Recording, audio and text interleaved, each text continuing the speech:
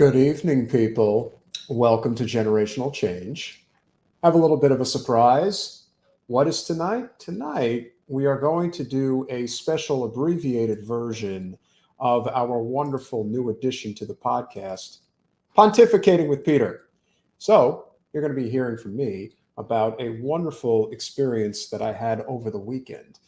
And there's actually two stories to this, and it revolves around the Florida Democratic Party. So you guys are really, really going to enjoy this. And so, where do we begin? Well, we'll begin on a positive note. On Saturday afternoon, I went to, well, actually, it was Saturday morning. Let's be fair. It ended in the afternoon. But on Saturday morning, I participated in the 14th annual 5K on behalf of I Care, I Cure for fighting children's cancer. This is a very big deal in Broward County. Some wonderful people are involved in this event. And interestingly enough, this was the second 5K that I ran in 2 weeks. And I'm not a runner. I hate running, but I was able to do it in 35 minutes, and it was pretty hot outside. So needless to say, I'm a little impressed with myself. I give myself a little pat on the back because I do take care of myself physically, but running is the last thing in the world I ever want to do. But it was really, really great being at this event. And so what made the event so unique? Well, unfortunately, for all the wonderful people that were there, local activists, there was a band, there was some food trucks, there was lots of great stuff. And about 1,000 people participated, which is always great. And I think they raised 1,000 people they probably raised between $50,000 to $100,000. So they did pretty good. It was a very good event. And like I said, we do it once every year. This is the 14th year going for I Care, I Cure. Hats off to my friend Shelly. Thank you so much for inviting me. Really had a wonderful time. But it was somewhat soured and maybe inspired me a little bit as it relates to my Congresswoman, Debbie Wasserman Schultz, who was there.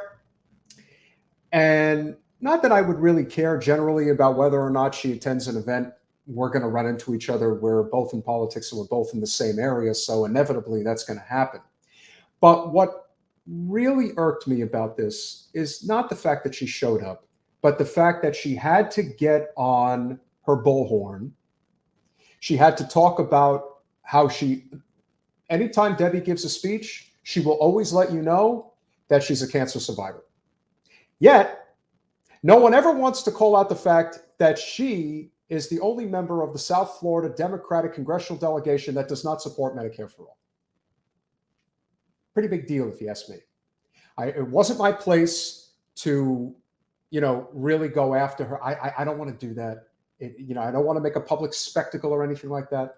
But in that moment, I thought it was absolutely atrocious how she always manages, anytime Debbie speaks, she always manages to make it about her, not about the event and what's going on. In fact, if you're a great public official, if you're a great public servant, it's never about you. And yet, every time Debbie does an event, she always manages to bring it back to her about how she is a victim and she is the one suffering. No, actually, you're not. You're part of the very elite 1% of this country. And there are plenty of people who were there who are actually suffering as a result of what has transpired regarding various forms of cancers that have sprung up over the years. There is an epidemic of epic proportions regarding childhood diabetes. But as I said, Debbie somehow managed to make this about her, which hats off to her. She is clearly capable of doing that at every instance. So that inspired me. I felt juiced up. I was going to really kick butt and take names on that Saturday. And I did. I was able to do the 5K in 35 minutes. And for a non-runner, that's pretty good. That's a mile. It's about it's about 11. It's a little more than an 11-minute mile. And I was able to actually run the first mile without stopping. I probably did the first mile in about 8 minutes. So I actually did a pretty good job, and I felt inspired. Usually you would take that negative energy that Debbie fills the air with and think, oh, I'm just gonna be down and I'm not gonna be inspired to really do much in this instance. But I gotta tell you, I felt really inspired and I ran like there was no tomorrow. And I was determined to be good at this. And I was. But that's not where the story ends. Where the story ends is after the race is over and Debbie is still there. You would have thought that, yeah, she probably would have hightailed out, the event's over, no big deal, don't need to hang around. No, she actually hung around. But as I was able to discover, she not only has a wonderful luxury automobile that she doesn't actually drive, it's hers. It's a 5 Series BMW, which license plate reads Vote Dem, and she has a driver. Yeah, that's right. She has a driver. Debbie doesn't actually drive. She has somebody drive for her. So we made this well, you can thank Jen for this wonderful number, because it goes so appropriately with driving Miss Debbie. And I couldn't help but think, you didn't just show up to an event for supporting fighting against childhood cancer, which you could easily do much more effectively if you actually supported universal health care, which would allow all children to get the proper care that they need if they, God forbid, were diagnosed with some form of childhood cancer, whatever that may be. But instead, she comes there, she stands on her soapbox, she's leaving in her BMW with a Vote Dem license plate and a driver. And if that's not enough, we were blocked from getting out early because, as I mentioned, I finished the race early. And I thought, okay, I was there, had a good time, but I was ready to go. I was there for about an hour and a half. Okay, ready to go. They wouldn't let us leave because they basically blocked off all exits so that all the runners can finish the race. And I'm thinking, I get it, but you really should have thought about how do you not have like a scenic exit? Well, guess who had a scenic exit to get out of there? Debbie had a scenic exit to get out of there.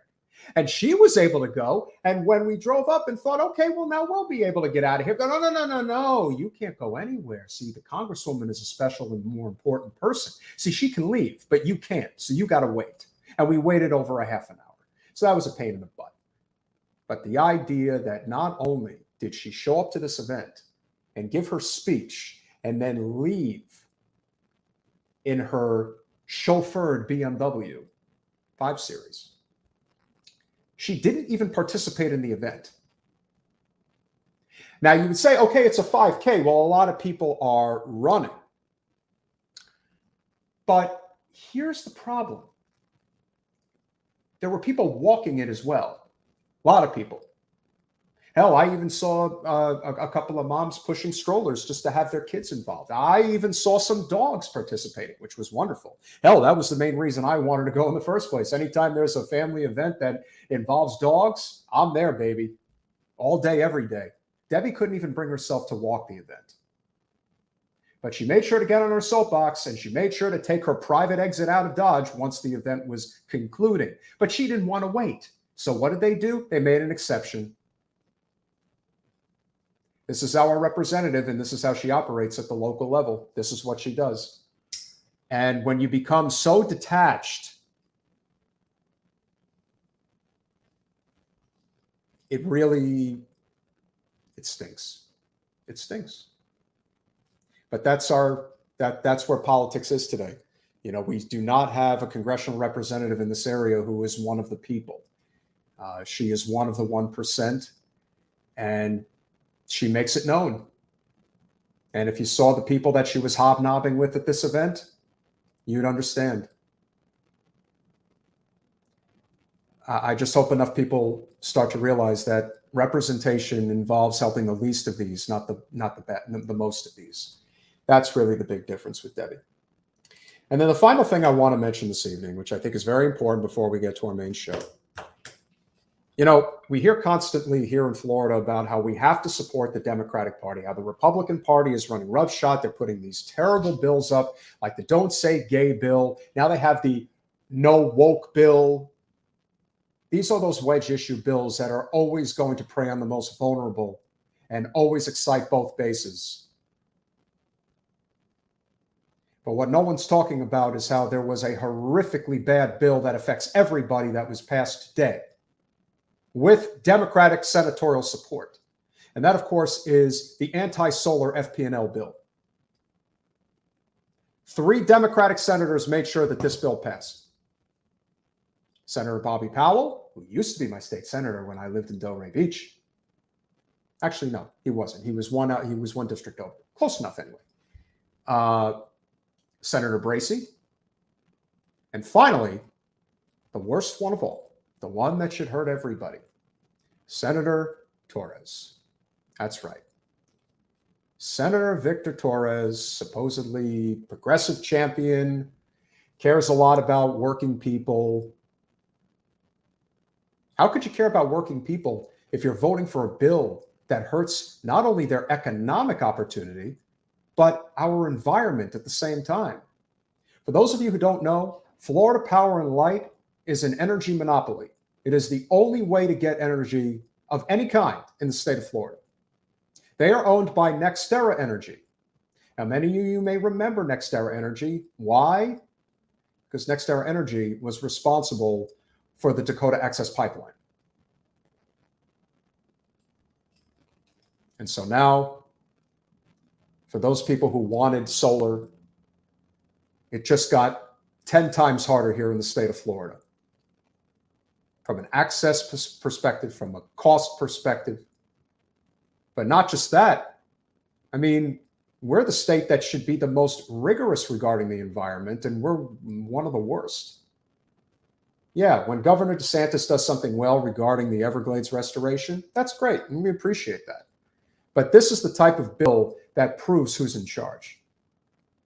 FP&O gives a hell of a lot of money to political candidates of all federal, state levels, and they do both parties. When it comes to corporate special interests, this is a bipartisan effort. The Democrats have a lot of balls asking you to support them when they can't even make a stand on an issue that actually will affect people economically as well as environmentally. Can't do it. And it's a damn shame. And this isn't the first time that Bobby Powell has screwed around like this as a representative. Now, I can tell you guys, when I was living in Delray Beach, I went to the Palm Beach County DEC. There was a meeting that they had when Senator Powell was speaking to the constituency and talking about all of these wonderful things that he's going to be doing. And there was a wonderful gentleman in the audience who decided to question him about his recent vote for privatizing public beaches. Well, needless to say, Senator Powell didn't like that question very much. He was a deer in headlights. And then former head of the state party, Terry Rizzo, love you, babe, but you defended him when he did not need any defending. And said, we're all Democrats here. We're not going to fight about this. And let him off. And now he's voting like this. Don't know much about Senator Bracey, so I can't really comment on him. But I can comment on Senator Victor Torres. I mean, a gentleman who portrays himself as this progressive champion. This is as anti-progressive as it gets. There is no defense of this. And anyone who tries to defend him or defend this vote or defend the Democratic Party for allowing this to get through, because let's be honest, this is no different than Sinema and Manchin. It's just at the state level. It's the same bullshit. Everyone knows it. You got to have a couple of rotating villains every once in a while to make sure that corporate interests are always winning the day. I'm not saying that the Don't Say Gay bill is not important. It is important. But this is really important. And no one even knew about it. No one made a peep. You got everybody on national television talking about the fact that you have a Don't Say Gay bill here in Florida. Where the hell is the national media covering the fact that you can't get solar in Florida? Nowhere. Because the Don't Say Gay bill does not affect the corporate bottom line. This bill does. And that's why they won't talk about it.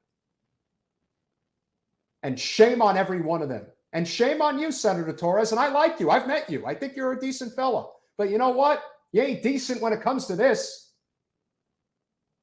And to the Democratic Party loyalists or operatives that are out there that had the audacity to try to push this notion on this bill today, that it was these Republicans that are the reason why. No, it's because of the Democrats. They could have held the line, but they didn't do it.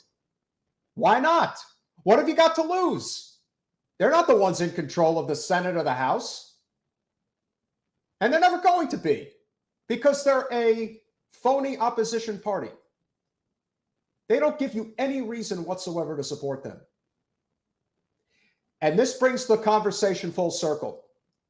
You want to know why the Democratic Party is so inept and so corrupt and so feckless in the state of Florida? It's because Debbie Wasserman Schultz still runs the party. She is the one who has the relationship with Mike Bloomberg. She is the reason why Manny Diaz, Republican, former mayor of Miami Beach, is in charge of the state party. I won't name names, but I can tell you that there are endless amounts of people who complain and have shared with us in private how Mr. Diaz, as the head of the Florida Democratic Party, does nothing to help them. Nothing. Probably less than nothing. Probably goes out of his way to hurt them. I don't know how anybody can find this acceptable and will pretend like it didn't happen, but it did, and it's terrible. This is what should be getting talked about all day, every day.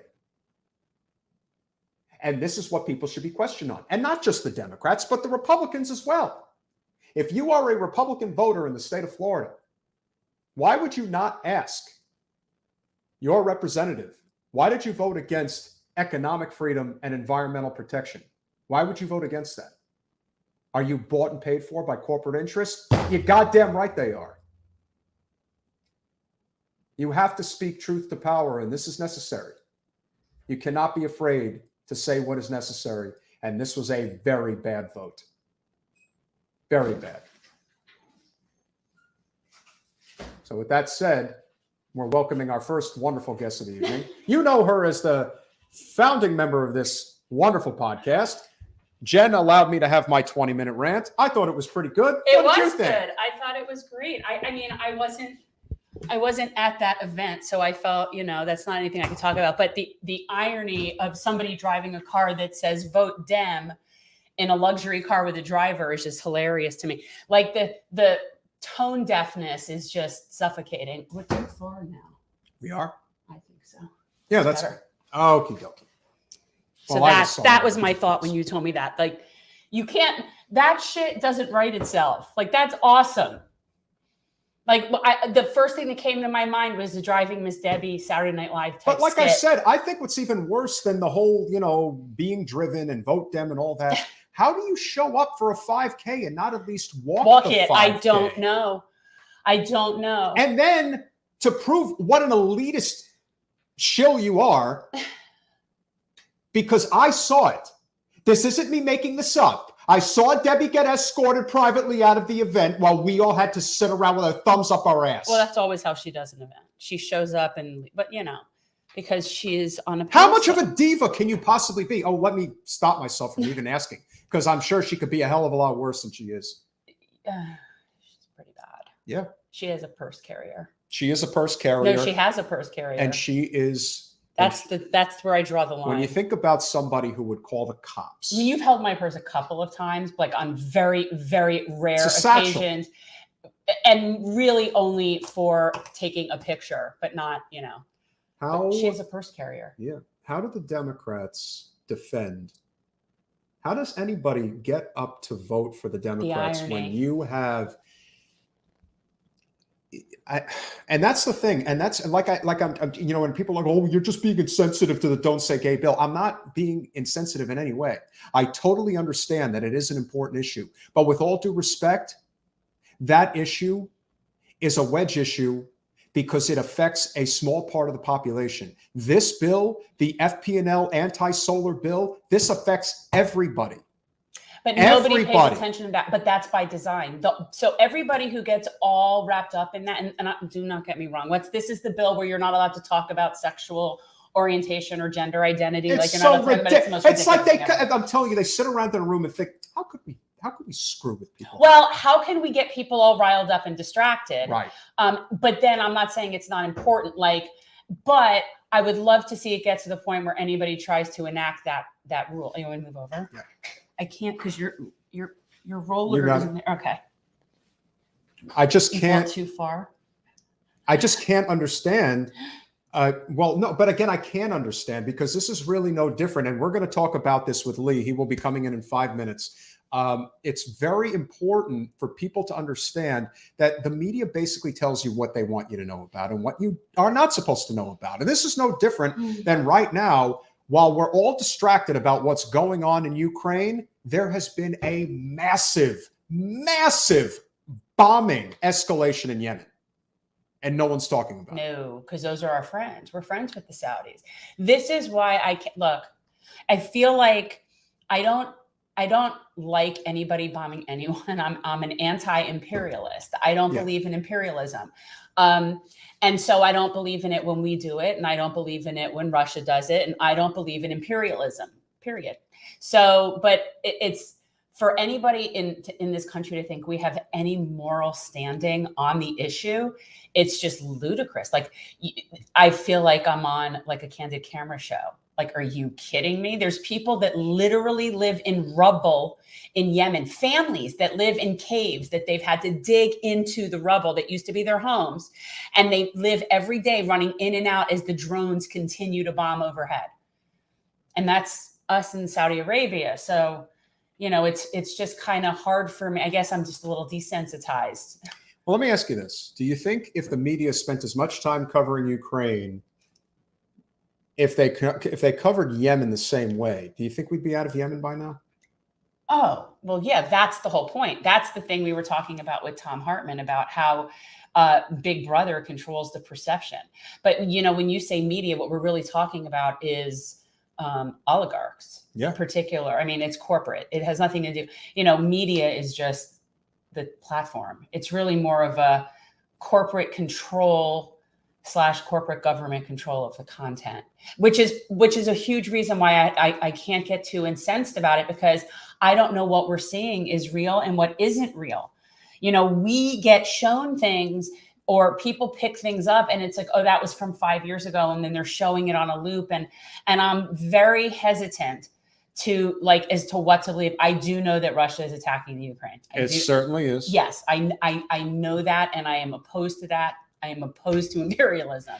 But it's just, I'm not very confident with the information right now that I'm getting to make any really intellectual opinion. So it's not that I don't care. I don't like to just talk out of my ass. And so I'm saying, so I don't know. And that also speaks to an even greater problem, which right now is the fact that,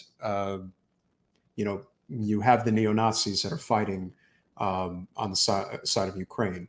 And I don't particularly care for neo-Nazis. Yeah. Not something I'm big on. However, I'm really not big on us participating in sovereign nation affairs in any way, unless there is a genocide. And ironically, the one thing we're not helping with is the genocide we're perpetuating in Yemen. And, well, there's the hypocrisy, of course. Well, right. So the idea, it's not that I don't care about Ukraine. And I feel bad for Russia, because everything to me is just mothers trying to protect their kids from point A to point B. The rest of it is just noise. And everybody is like us in other countries, and they have very little control of what their government is doing. And I feel bad for those people. So that's, across the board. But it's like, I'm not going to get all crazy about it when I don't trust the information. And that, again, is one of the main reasons why we are having a wonderful friend return to the show, because how do you know what information to trust? Now what you've seen over the past 5 years, we've talked about this. We talked about watching certain shows on RT America, not just Lee, but, Tom Hartman used to be on there. Okay. You know who I love? The Body. I do the love the body. But I do. But I picked up RT, I feel like a long time ago. It's been like a few years already that I started watching that. But in the same vein as I used to care more about Al Jazeera. Like, I feel like I'm better off knowing what they think rather than what somebody here wants me to think. So I've always sort of looked for that. And I like RT and I like their programming. And this is very frustrating. And for people who don't know what we're talking about, RT America is no more. And it's a lot of good people that had a lot of good information on. And there was stuff that I watched on there that wasn't like my belief system. Like, it wasn't an echo chamber. No, it was diverse. It's not but good. The fourth estate is being dead. Like, it's really scary. And notice how nobody's talking about this very quietly while we're all worrying about the Don't Say Gay bill. Why aren't we worrying about that? We're being told not to say anything. And that's what's happening to our media. And now we will it's a way bigger problem, people. And now we will find out. He is the former host of Redacted Tonight on RT America. He is the host of Moment of Clarity with Lee Camp. You know him, you love him. He's a funny man, and I mean that in the most endearing way possible. Lee Camp, welcome back to Generational Change. Thanks for having me. Now that I have no platform, I'm just going to do Redacted Tonight on a street corner with a tin can. So. Well, in DC, you'll get a lot of attention. The world needs buskers too. You know what I'm saying? Yes, indeed. So, I really, I'm sort of ashamed to admit, but I didn't know this was all going on. And then I saw your explanation as to what happened. That was really the first time I heard of this.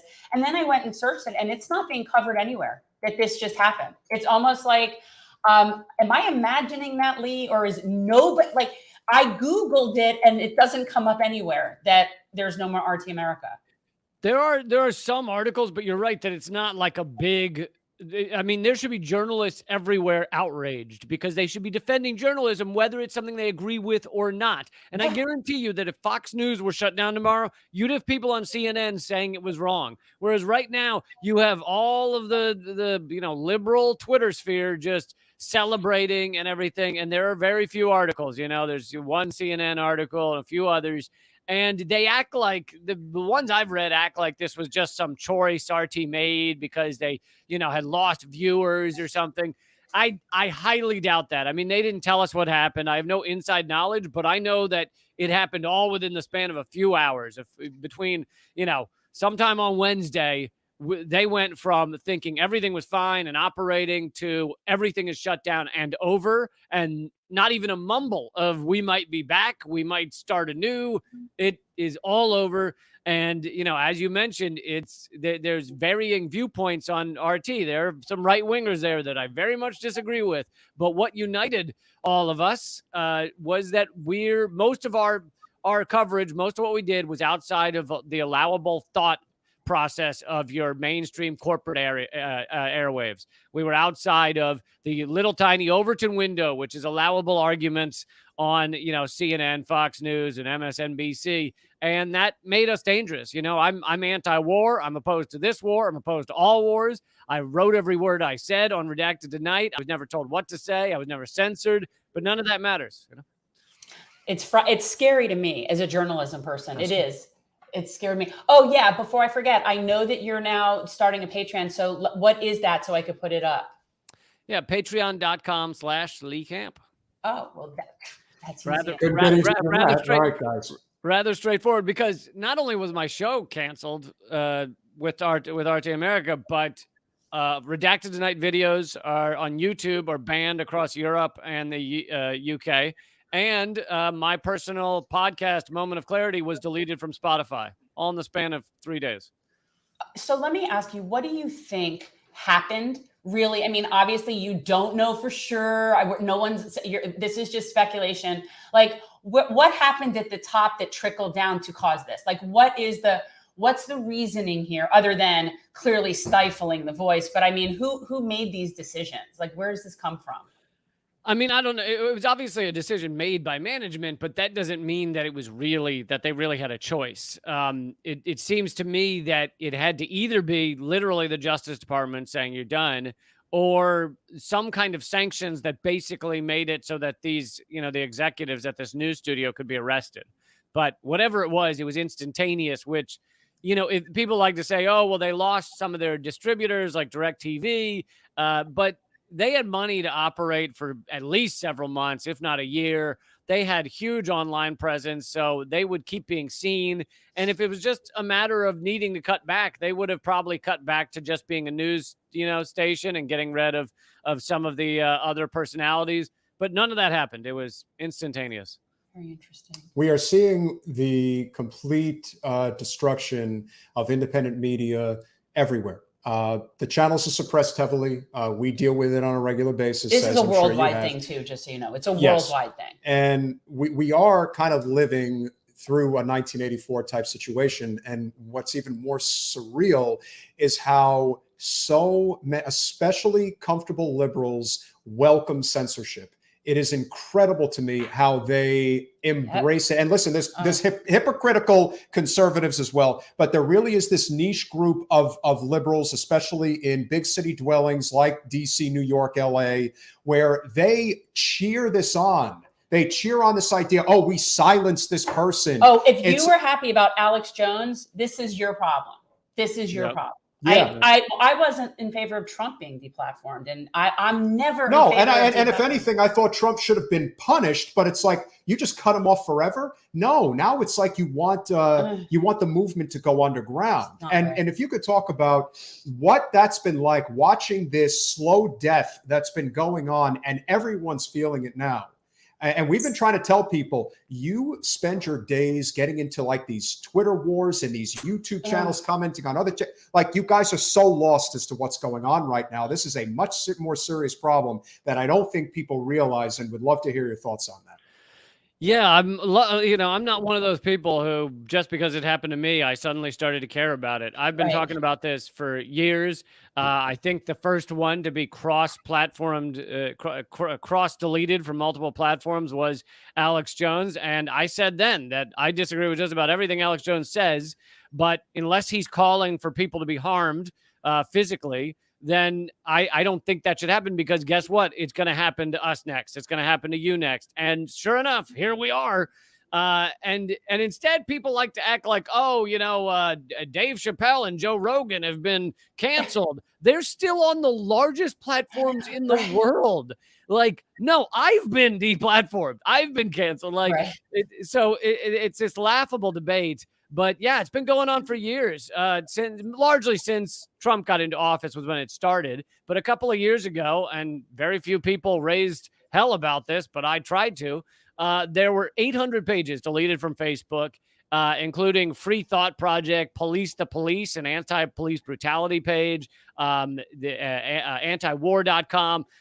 Several of those were all deleted at once. And the editors from those pages were also suspended permanently on Twitter, meaning these are platforms, massive tech companies discussing this with each other. If it just happens on one, you can say it's an algorithm that did something, but it happens on multiple. That means someone is sitting down and deciding to deplatform people. And in my case, it's, basically for being anti-war, for being anti-imperialism, for being anti-corporate America. Those are the ideas that make me, a leper went to mainstream media and make me now deplatformed in a larger way. Right. It's the people that are pacifists that are most threatening in the world. I recognize it's just pacifists are not profitable. Right. They're not. Well, it's just, they're very threatening with all that, anti-imperialist stuff. And we're pretty much on that same page. I'm not in favor of Russia imperialism. I'm not in favor of our imperialism. I find the hypocrisy suffocating. And it's very hard for me. It's not a whataboutism. Like, I don't want it to be like that. Like the Putin thing, not okay to be invading people, not good. But shouldn't we be focusing on where we're improperly invading, as opposed to, I don't know. I'm not saying we should support it. Well, right before you came on, we were talking about the fact that as bad as things are in Ukraine, there has been an unconscionable bombing brigade happening in Yemen right now, and it's not even getting acknowledged. Yeah. And this is so like, and again, and what happened here in Florida today? Everybody's focusing on DeSantis and the Don't Say Gay bill, and yet FP&L, which is owned by NextEra Energy, which owns the pipelines, shoved through this anti-solar bill with the help of Democratic senators. So it's a distraction. to me, that's the issue at hand. What is your assessment of what's going on in Ukraine right now and how this whole like anti-Russia thing has taken shape? It looks like another Cold War is what they're trying to get. Yeah, I mean, we've been headed towards Cold War for a while now, but yes, you're right that, and something that's driven me nuts is everyone cares about Ukraine right now, and for 20 years, no one seems to care that much about the 6 million people. Those are the latest estimates that we've killed with our wars on terror across so much of the world over the past 20 years. But even if you ignore that, because people go, well, that doesn't answer the question of Ukraine, the U.S. and to some degree the EU, but more so the U.S. is hugely responsible for what's going down right now in Ukraine. That doesn't mean I defend Putin's actions. I've said again and again, I'm against the invasion. I'm against the war. I'm against bombing. I'm against bombing of civilians. I'm against all those things. But Putin and Russia, the Russian government, have warned again and again that adding Ukraine to NATO was a red line. I mean, that hasn't happened, but there were talks going on. Sending missiles to Ukraine is a red line. Nazis on Russia's border is a red line. And Russia tried again and again with the Minsk Agreement and other areas to have this not be the case. Now, that doesn't mean, oh, yeah, great, so bomb civilians. But the U.S. pushed further and further towards this red line, and now here is what the result is. And the other factor of this, which I think is probably the most redacted, most censored angle of this entire war in Ukraine, is should you care about the innocent civilians in Ukraine? Yes. But right now, that care, that concern, people in the streets with Ukrainian flags and changing their Facebook thumbnails to Ukrainian colors, that concern is being weaponized to continue the war. Right now, the only way, Russia is too powerful to lose to Ukraine. Russia is one of the most powerful militaries in the world. It will not lose to Ukraine, okay? It's just not possible. So the only way this ends is peace talks. And the U.S. is trying to stop those and stymie those. The U.S. is trying to continue this because they view it as a propaganda win. They can put sanctions on Russia. They can create global sentiment against Russia. It's useful to the U.S. right now. They're knocking away their pipelines to Europe with their gas exports. So the U.S. views it as useful. I don't know whether it will be in the long term, but views it as useful to continue this conflict. So while we're all running around saying, I care about Ukrainian civilians, the U.S. government does not. And they're using the Ukrainian civilians as pawns, sending guns to the grandmas in the streets and sending missiles to Ukraine is just going to get more people killed. It's horrific. Yeah, I always think from the perspective of these just regular people going about their business, and they're having to deal with this crap, and they're probably, the Ukrainians and Russians, these are all just people. This is a total. Well, that's toxic. Toxic nationalism makes us believe that it's not individuals, it's their country, Right. And there's so many people there that I'm sure are very unsupportive of this on both sides of that. But it's not something that we need to be involved in any way at this particular moment. How much do you think Biden's lack of cognitive ability at this point is really hindering his ability to lead in this moment? I mean, I think that the decisions are probably being made by others. I think that someone walks up to him and says, here's what we're doing. So are we leading down a catastrophic path like idiots, like imperial idiots, like a cornered tiger that just wants to claw everything? Yes, but I don't think it's Biden doing it. Now, don't get me wrong. I think Biden's a catastrophe of president, but I just think this is the U.S., military complex has been pushing towards this. I mean, NATO expansion began under Clinton, and it has just gone further and further. The 2014 Maidan coup in Ukraine, which was Nazi, the power behind it was Nazis, and the U.S. backed it and helped it and funded it and armed it. That was under Obama. So this is not, it wasn't like Biden woke up yesterday and this happened. This is a long-term, many years pushing of Russia towards this moment. I've been thinking, and that's part of my difficulty in really having a position on this, because what I'm picturing is like two kids on the playground, and there's a line in the sand, and one keeps going over there and sticking its foot over there, and then the other one eventually slaps it back, and then oh, look what you did. And I feel like that's our foreign policy in general. Sticking their foot over and drawing a swastika in the sand. Well, right. But I mean, it's like I know that there's so much more to the story.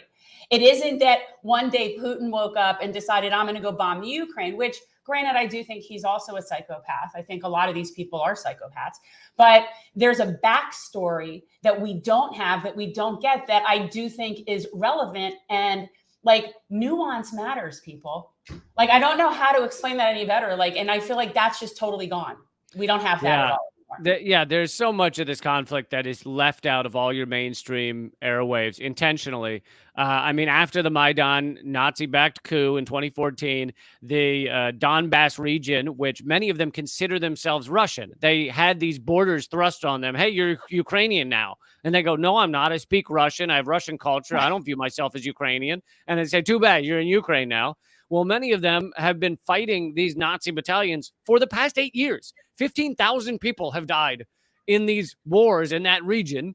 And to them, this didn't start yesterday. To them, this is the ramping up of something that's been going on for 8 years. But for some odd reason, CNN wasn't telling you to paint your face, yellow and blue. Not yesterday, but several years ago. So for them, this has been going on a long time. Many Ukrainians view themselves as Russian. It's a very complicated situation. Now, none of that justifies murdering people and dropping bombs, but right. Like you said, these people are psychopaths at the top of these countries. These almost without exception, most ruling elite are at minimum sociopaths. And we have to get past this bullshit, toxic nationalism, where we act like, oh, every Russian is evil now. Really? Because 2 weeks ago you were cheering Ovechkin for winning the NHL whatever cup. He was your hero a minute ago, but now he's Russian and he's evil. It's just nonsense. I mean, like, because you were born inside this border and someone else was born inside of that border, that makes them an asshole? What? Stop talking open borders, man. You're starting to get all crazy and stuff about that. Those lines are importantly. And 2 years, you were pushing me to finally watch Wag the Dog, and I finally did. Oh, this is Wag the Dog all over. This really is. Like, this is Shoe, like on steroids. It's so bad. And, the way that they're trying to basically make, listen, Zelensky, give him credit for fighting. He could have easily fled.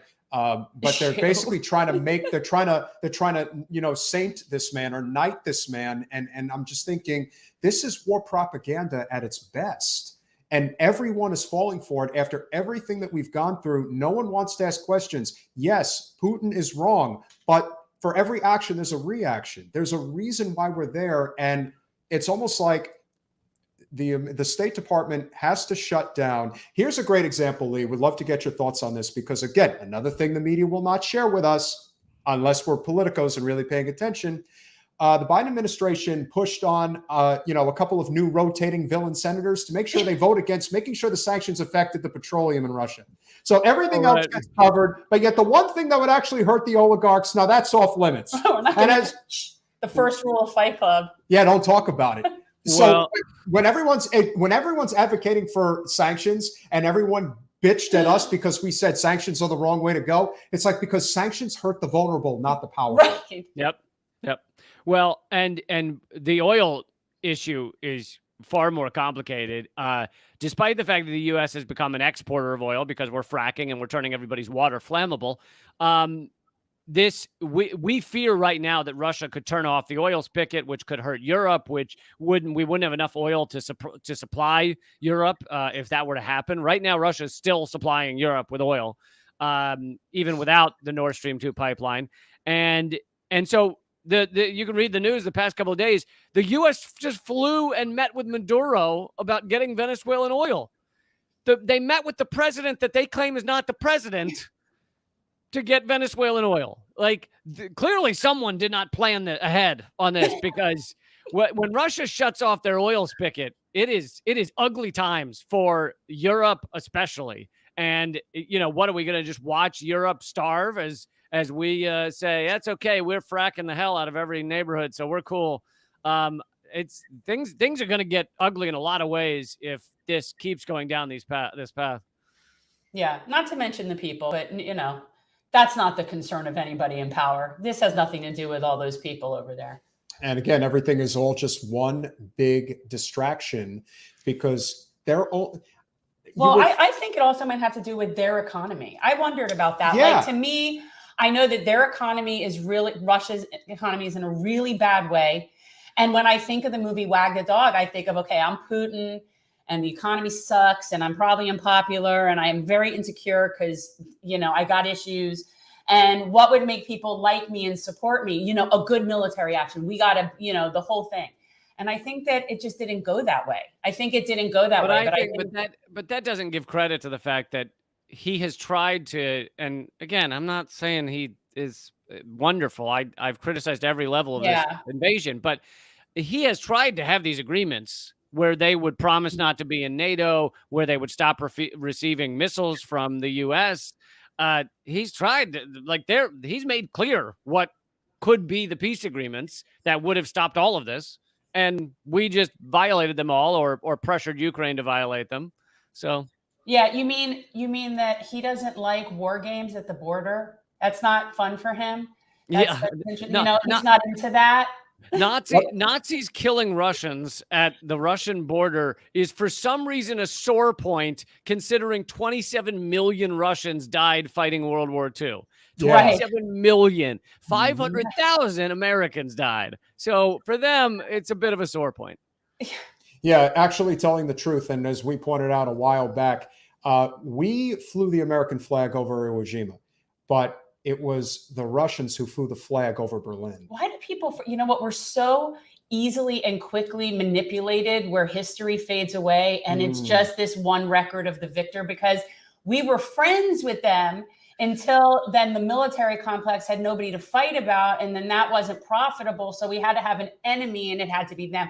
And I feel like that's just what they're replaying it, kind of like how Hollywood's run out of ideas and they just keep recirculating the same one. And that's what this is. And you have to keep drilling for oil and selling the oil because you got to get people to buy it. It's not self-sustaining energy, which is why right now you would think there would be a massive movement of some kind, basically saying, if there's ever a time for us to wake the F up and start enacting some type of a clean energy grid forever, this is it.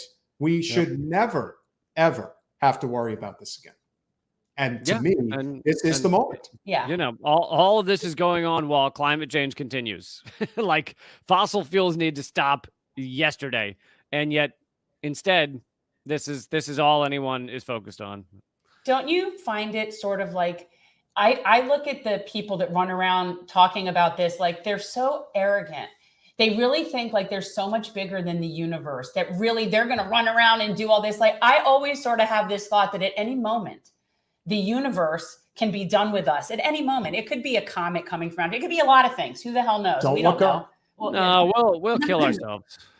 Well, yeah, we're doing that. And it's just amazing to me that these people are running around actually thinking that they have this under control. They have nothing under control. They have man-made lines. Just like if you're living in the Ukraine, but you're actually Russian, it's like we decided who lives where. It's like my friends in Texas whose families were from there before it was Texas. And then all of a sudden now they're the bad guys for not learning English. When they never moved anywhere. They've always been right. Like, and that's this thing. And it's just so fascinating to me. Lee, what's going to happen when China decides that Taiwan belongs to China?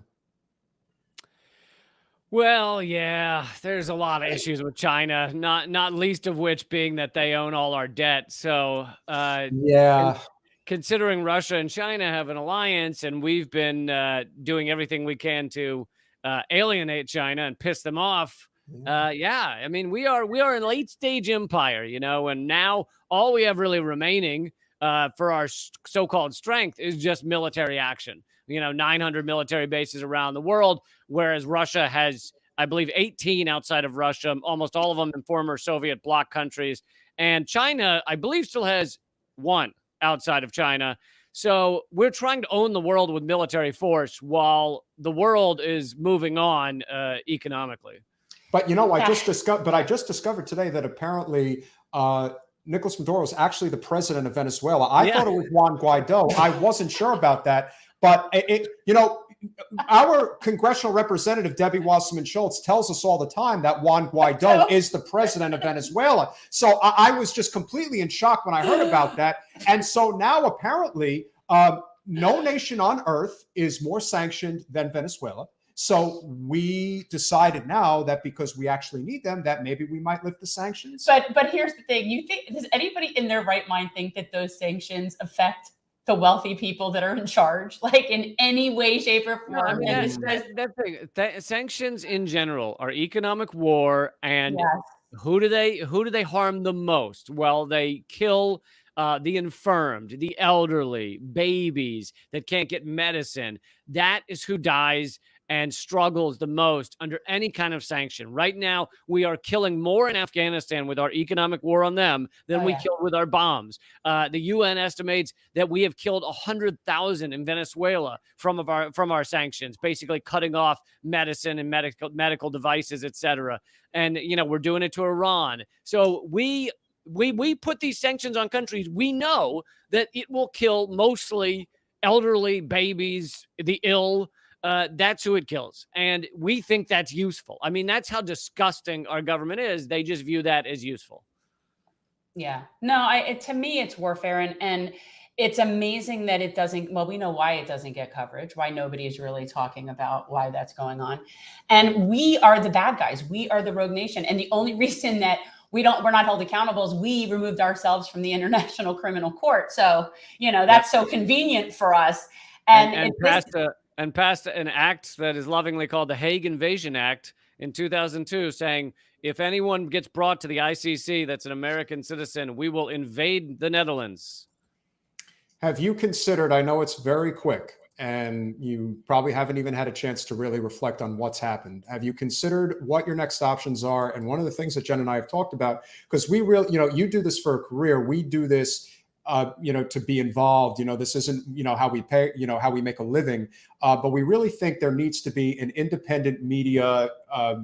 What would you call it? I would call it a co-op conglomerate is what I would call it. I would call it a shared conglomerate, but that has financial backing and that there's a variety of things so that there's real journalists. Then there's people that do, like our nonsense or whatever, but just Ring of Fire. Yeah. Just different things. And, that's what I think I mean, that would be the best thing ever, but we need a benevolent benefactor. Mark Cuban, are you out there? Can you hear us, Mark? I feel like maybe he'll eventually see this. Maybe if I just act like I'm sweet on him. He's, Well, there may be an event coming up where Jen and Mark might have the opportunity to meet. 5 minutes. Give me 5 minutes with him. Yeah, Jen can work her magic. She's capable. She can make Mark Cuban. Hey, listen, I'm wily. You definitely are wily, and I always say Mark Cuban's the one billionaire with a conscience, if that even counts for anything. Well, I just think he's somebody that if he wanted to put his money behind some sort of platform that was like RT, which you have no idea how ironic it is that we criticize the Russians when the RT platform is the only platform that didn't censor its content creators. And we don't have one that's like that, but yet we think somehow that the irony just is so not lost on me.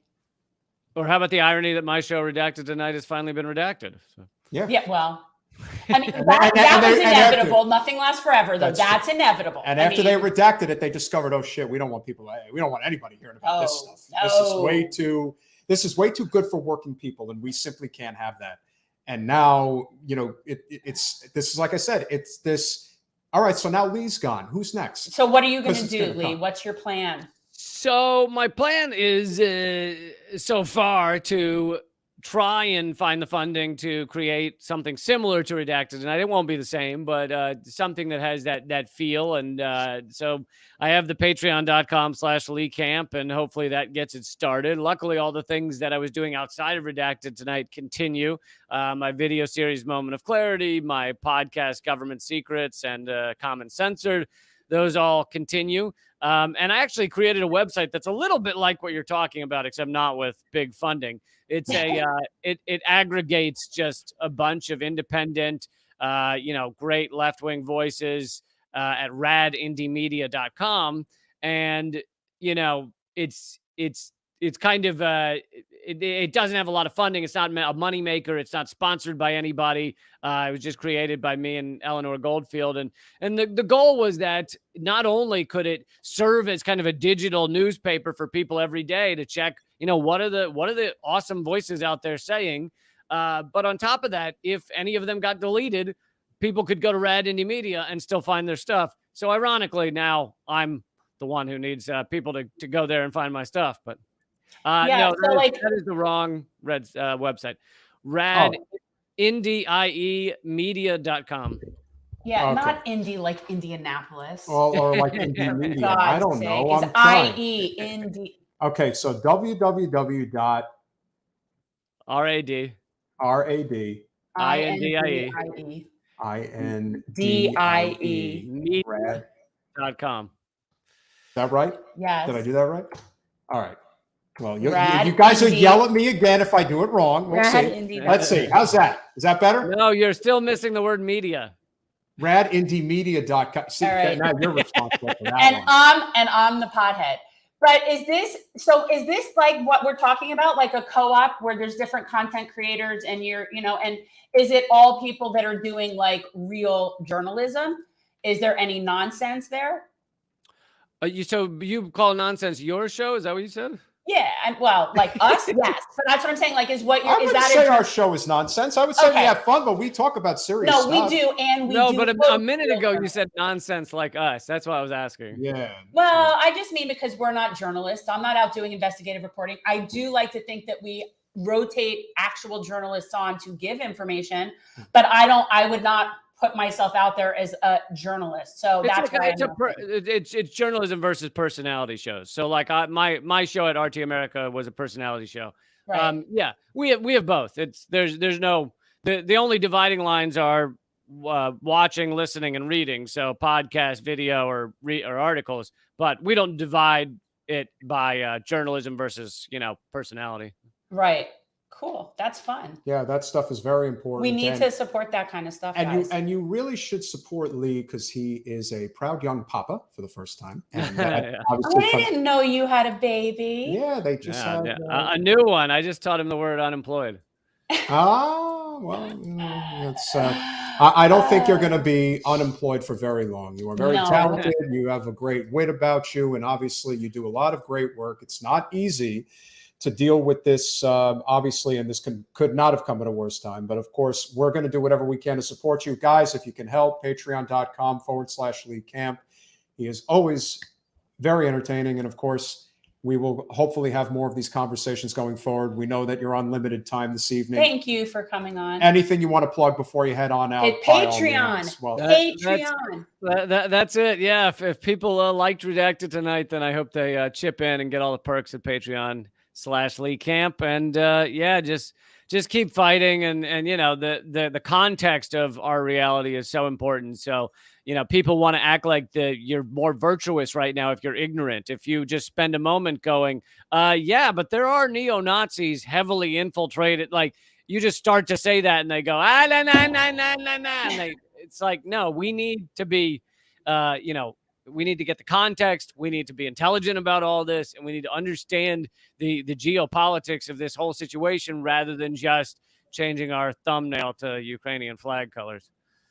there is no question that what you do is very important. What we are trying to do is very important. Bye, Stephen. And it goes without saying that this is going to get worse, a lot worse, if we don't get serious. We just saw, we're very friendly with Ryan Grimm and Kim Iverson, and the idea that even Rising can get censored for a week.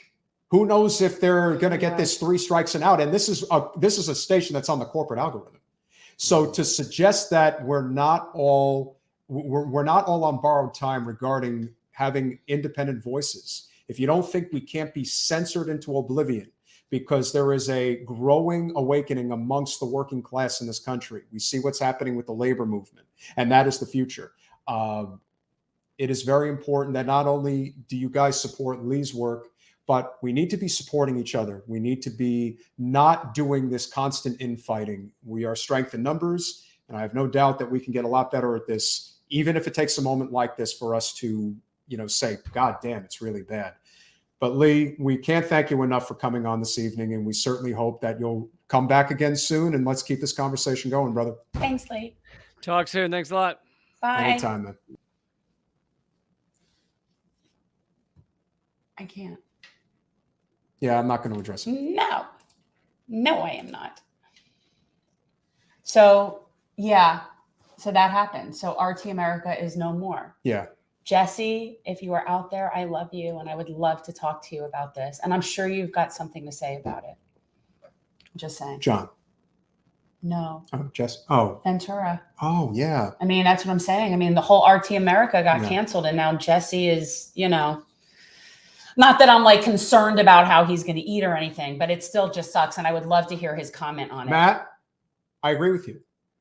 And that's not a reason to cancel Ryan. We don't believe in canceling, and we don't believe in censoring. And I don't care what people say. And the fact that we're being distracted with what they're saying is the problem. Yeah, I would say that's definitely. Governor of Minnesota. Love him. I would definitely come on with Jen Perlman and that other guy. I do. I love him. I do. I liked him. I liked him as a wrestler. I liked him as a governor. I like him now. I just like him. All right. So it's got to be. All right. So I got to do this one more time, guys. I apologize. Because Peter can't do anything right the first time. There's a world's most tasteless joke, HTTP, www. Okay. So today I got my first paycheck. Rad Indie. I got my first paycheck that I've gotten in like, I don't know. How long has it been since I've had like a paycheck? Like 12 years. And it's from Northwestern University for the talk that I gave. And I couldn't help but just smiling that for the first time that there's money coming from them to me. I gave them so much money. So I just I sort of basked in that for a minute, that not only is it a paycheck, but it's from them. Well, if it can come from anybody, it would be Northwestern. So you did have a good time in Chicago? Great time in Chicago. I did the tourist thing for a whole day. The weather was gorgeous. It was 66 degrees. It was beautiful. And I did so much walking because that justifies my eating. Back off, Pierce. Back off. Yeah, whatever. First of all, let me tell you, I was in the master's program there. I didn't go there for undergrad. I would have never been able to get in there for undergrad. But I did the whole tourist thing, and I did the architecture boat tour, which, by the way, if you were ever there, I'll go back. No. You must do it. You would love it. Like, there were so many things that you would have appreciated on that tour. For the architecture in Chicago is probably some of the best in the world in terms of the variety and how it works together. It's really beautiful. And there's a lot of really cool historic things that happened there architecturally. So it was a very cool thing. We miss Ed Schultz, obviously. Julian, we're fighting for. Yes. We've had Farron Cousins, Lee Camp, Tom Hartman, Chris Hedges, and I do want to get Mike. Mike. We would love to get Mike Papantonio. Of course, we would love to get Abby Martin. So we are working on those things. We've had Julian Assange's brother. We've had his partner. We've had Stella Morris. We've had, we're trying, those are the people. And I mentioned it the other day. I spoke to Ed Schultz. I called in to Air America once. This had to be back in, I want to say it was probably about 2004. And I remember I was in the car and I pulled over and I got through and I was so excited and I got to talk to Ed Schultz. Yeah, he's definitely great. But that was back when Rachel Maddow was remotely normal. Oh, those days are long gone. I know. Well, long gone. That was in. But you see how bad MSNBC is doing in the ratings right now and how they are desperately trying to get Rachel to stay. Oh, I wanted to tell you something. Did you see this thing about did I forward you that story about with Marco Rubio? Did you see that thing? People need to understand that this happened. Well, wait. Yeah, but Rubio also came out to his credit and said there should absolutely not be a no-fly zone over Ukraine, that will lead to World War III. And, I guess credit to him for at least having some sense, or whoever told him to say that, because we all know Rubio's a puppet. He doesn't actually think for himself. And I can say that on pretty good authority. He really doesn't have an independent thought in his head. No. But hey, he wants the life and he's got it all right. And he's probably going to protect, he's going to definitely keep his seat for sure. Yeah. I mean, it's, the Democrats are pushing Val. that seems to be what the establishment is doing. They've already sort of Which tried to we crown both Val think is a Demings. really big mistake. Big mistake. Not because we don't think that Val doesn't have potential. You know, there are some really good candidates who are running right now. They don't care about good candidates. Now, what do they care about? Virtue signaling? Is that all they care about? I think so. But here's the thing. She's not going to win. She can't win. And it's just ludicrous that they're ignoring 3 really solid candidates, which we all know exist. One in particular who is an elected official and is doing pretty well fundraising, all things considered, with no help from the I'd party. like to have the 3 of them on. Yeah, you know, I don't know how you feel. Well, and I don't know how they'd feel about it. I'll ask. Why not? You know, I mean, Put it out there. I recently was contacted by one, basically hinting at its endorsement season. And I feel like we have a platform, and that's sometimes, and we have endorsed people in the past. Like we endorsed Nina, and we've endorsed, like, that's a different circumstance. In fact, we have to plan our trip to, we endorsed Erica Smith. Like there's certain people that we've endorsed. That has happened. But this case is very different because there are 3 non-corporate progressive candidates that we like. And so it's not something where I'm easily, where it's not something where I feel comfortable endorsing. We are saying what we care about is that they don't take corporate money, and everybody should sort of decide for themselves. But the reality is the establishment is shoving Val Demings down your throat anyway. Yeah.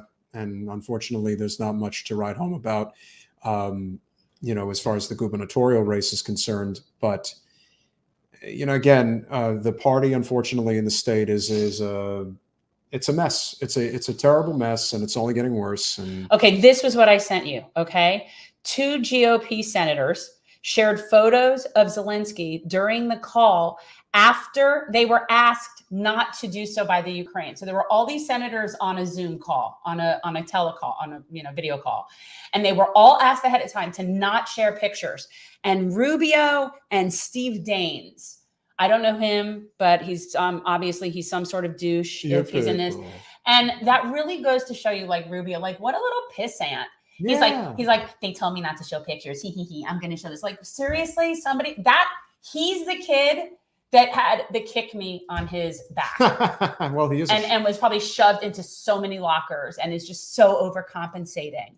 Yeah, remember ridiculous. When him and Cruz were getting into Don't share the picture. Oh, okay. We're going to share the picture. Fuck out of here. Like, how can you even be taken seriously? Yeah.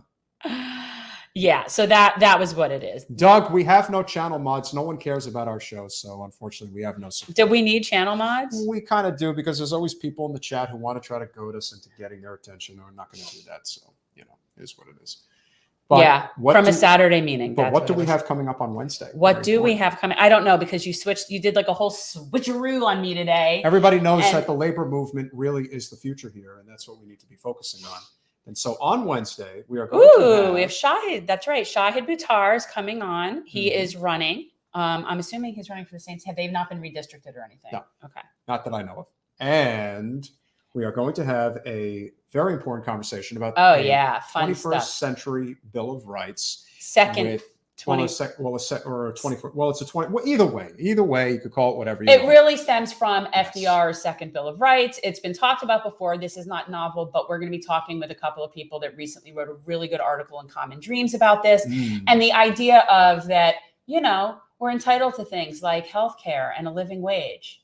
So we've got crazy things. So we've got good friend of the show, Harvey Kaye, professor emeritus at University of Wisconsin Green Bay. And he's bringing Alan Minsky, journalist from the LA Progressive from Los Angeles, California. You know why? You know what it is why I love Harvey? Because he reminds me of like every professor I would have loved in college. Like he's the professor I would have loved to have in college. I mean, and I did have some of those too, but that's what it is. He's very he's very engaging. He makes the stuff fun. He's just really, I don't know. I just dig that. We're trying, Pierce. We're trying. We would love to get those guys. The kids, the teens. The kids are all right. They're definitely we'd love to get them on. Yeah, the Gravel Institute guys are awesome.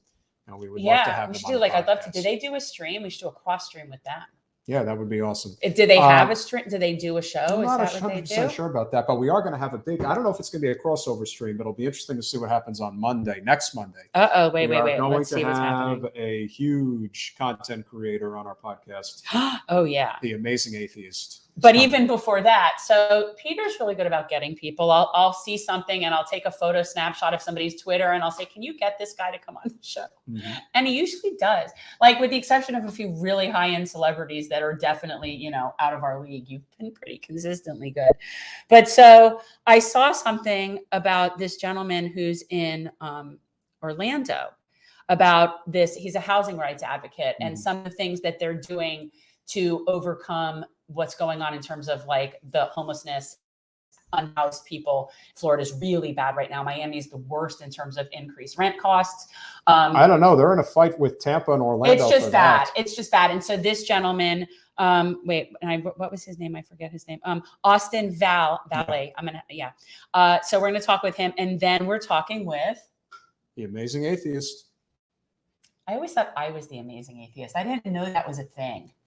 He'll be very happy to talk to you. I'll just be here. You know, this is how I ultimately found Kyle Kalinske. Yeah. It was not about politics. It was secular talk. And it was like this concept of approaching things with, you know, reason. And that was something that spoke to me. So the fact that he talked politics, well, yeah. And he talked about it reasonably. He still does for the most part. And we also talked about the Amazing Atheist. I feel like I am an amazing atheist. Yes. Well, not only that, but you know, we were talking today about the importance of somebody like, maybe even somebody like Amazing Atheist, but especially somebody like Vosh. And you're going to get us canceled now. I don't care. It's the reason why Vosh is important, whether you agree with all of his politics and we don't. No. You know, here's a guy who has the ability to connect with people who has, and it's not a joke, but, you know, he speaks to people that are the next school shooters, if you will. The people who are complete incels, who do not have, you know, very good social skills. They are probably horrifically bad with members of the opposite sex. And I mean, not to stereotype, but yeah, he definitely, it's the gamer outlet, community. Yeah, the outlet, they have an outlet. Mike Figueredo, we can't say enough good things about. One of our very favorites. And Jordan Cheriton, of course. But the point about Vosh is that well, there you go. So we do have some Vosh love out there, which is good. Because I respect him because he's a net positive. But here's the thing, and this is what I say to people when they get on us about liking Andrew Yang because they don't agree with him on X, Y, and Z, or he's not progressive, or whatever it is, whatever your point is. I always like to think about the person and just in general, let's think this. So we could say this about Vosh, for example, right? Let's say Vosh were put in a position of power and authority. He's the kind of person that very much supports the idea of majority rule situation. So it's not like somebody like him or somebody like Andrew Yang would get into any position of power and dictate this is the way it's going to be. The fact that I like certain people is because they're not authoritarian. So I don't have to agree with them on everything because I just don't have to. And some people just truly care. You may not necessarily agree with their philosophy. You know, there are people who are not in this for the right reasons. But just be grateful, guys. You could have our Congresswoman. That's all I can say. When you say, okay, Jimmy Dore is pro-Russia, I don't know whether it is or not, but this is the thing. Why aren't we all pro-Russia? Like, why aren't we all pro-Ukraine? Why aren't we all apparently we're in the Cold War all over again. Yeah, this is the thing. I will not be fearful of Russia in any way, shape, or form. Their military is minuscule compared to ours. Their economy is the size of Spain. Unless somebody would tell me what is it we're really scared of, their economy is in the toilet. They're not capable. Now, the Chinese, that's another story. And China and their alliance with Russia, that should concern us, but only from the standpoint of we've been bullying the world for so long that now those bullied are combining together to rise up against us. And the fact that it happens to be Russia again is just ludicrous to me. They're not our enemies. They haven't done anything to us. We have slowly encroached on their space. We have spread NATO further than we were ever supposed to. And we have continued to totally instigate and all of that and needle them. And I feel like I will never see them as an enemy. I'm sorry. I just won't. The Russians love their babies too. And I'm not participating in that. You know, the universal theory is that, you know, Americans are not bad people, but we have bad government. Same as everywhere else. Same as Russia, and probably the same as Ukraine. Of course. I can assure you that the vast majority of people okay, do not mean harm to others. And the vast majority of people in these countries are regular people struggling to survive, because these things don't happen in places like Scandinavia, okay? So the people that are these countries that things like this happen, these are just people that are already struggling to get by and to live. That's it. These people are not a threat. They're just wanting to, like, again, it's very frustrating. And we turn it into this sort of like patriotic, nationalistic thing. And I find that really frustrating. And I wanted to mention this about Jesse Ventura before, because when we were talking about him, and the irony is not lost on me that Jesse Ventura, who I consider to be an amazingly good patriot, like I consider him to be an extremely good patriot. And the fact that he was on RT was one of the reasons that I started watching RT in the first place, that I thought, okay, this must be okay. Jesse Ventura is on there and it must be like legit. And one thing we will address before we go, guys, just whistling Pixie, we will say this. NATO has its benefits, but NATO is also the tool of the American empire. And when we want to encroach upon people's territory, we use NATO as a shield. That's not even my issue. I don't have hate for NATO. My problem is that we expanded past our agreement with Russia post World War II. We had an agreement with them. We violated it like we do with everybody, like we did with the Native Americans. We just violated it. Yep. And that we've never really been accountable to that. So I don't really have a problem with NATO per se. My problem is that we violated our agreement with the Russians. And by the way, had it been in the other direction, the outcome would have been very, very different. And we just act like we're not somehow provoking this left and right. You know, we don't care that we're going to use the Ukrainians as collateral damage between some proxy war between us and China. And that's exactly what's going on right now. Well, yeah, this is like a proxy war. But you know, it's us and China, and well, it's us and Russia. Russia being financed by China, but basically against us and using the people of Ukraine as pawns. And it's disgusting. But I don't find it any different than any other Saturday in America, any other Monday in America. That's the sad reality. Yeah. No, and again, we have three global superpowers, us, Russia, and China, and we play these little war games. Well, they're not little, but, you know, this is what happens. And when you have nuclear weapons thrown into the mix, it really is devastatingly bad. And when you factor in also the climate catastrophe that we have going on right now, it's just one thing after the other, and it just feels like we're at like a breaking point. It's a question of when the dam breaks. And I'm just so done with the military industrial complex on all fronts. I'm just done with it. I mean, I'm not a open borders person, but this is a clear example of why there are so many issues. This is also a huge problem in Afghanistan as well. This is one of those things where we've drawn borders where oligarchs find it convenient to draw borders, and we divide ethnic groups amongst themselves so that it doesn't work this is part of the problem. Is these man-made borders that don't accommodate where people really feel comfortable and what they're, so it's like we said, you're now Ukrainian. That's not how this works. There's no way to establish any sort of solidarity with that. And this is a very big problem in Afghanistan as well. I know it's one of those places where we draw the lines. Well, like we said, get in the line, people. We're in a very interesting situation right now, because with what's going on in Ukraine is really bad. We are completely ignoring, and it's not that we're ignoring, it's that media is not covering the endless bombing that's going on in Yemen as we speak. And there are other places. We could talk about exactly what's going on in Afghanistan and how the Biden sanctions are killing that country. And people don't want to talk about that. I'm going to say this very clearly. After 1 year of those sanctions, Biden will be responsible for killing more children in Afghanistan than Trump ever did during his time overseeing that war. Really great of you to mention that. Really I'm just saying, if totally you're not calling out what's happening with the sanctions, then you really, hopefully you weren't somebody that was screaming and crying about, Trump facilitating the war. Well, as we said, when it's wedge issues, the Democrats tend to be better on wedge issues, but they're all stupid altogether. But when it comes to corporate special interests, they're equal. They're equal. They always find a way to make sure that it's done. That's the bottom line. So what else are we working on? A PAC? We are working on that. We're working on a book potentially. I've been working on this and trying to get your engagement for a while. That's not going to help. Well, we've got a lot to do. Obviously, Wednesday will be here before you know it. Possible event on Saturday we may be attending. I forget. Stone. Oh, what? Oh, yeah. Okay. I want to say yes for that, unless we know for sure, but we will definitely keep people abreast of what's going on. We appreciate you guys. Hope you enjoyed the show. We know we've got a lot of interesting conversation going on in the chat. You guys behave yourselves now, but we'll be seeing you on Wednesday.